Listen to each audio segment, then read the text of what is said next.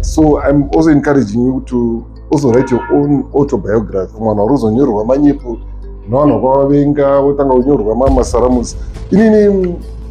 On the 13th of September next month, I'm launching a new edition of my autobiography. So I was asking my fellow author friends, when I actually couldn't, is there a musician that can write an autobiography? So far, it's one. So I could be the first one, and I don't want to be the last one. So it should be the next one.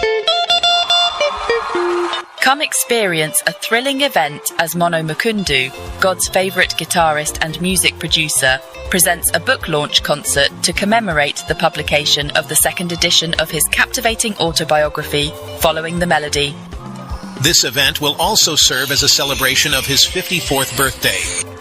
The book launch event will feature a musical performance by Mono Mukundu, along with various other musical acts, and will also mark the official publication of the book. The event is scheduled to take place on Friday, September 13th, 2024, at Alliance Francaise in Harare. The event begins at 6 p.m., and the entrance fee is only $5.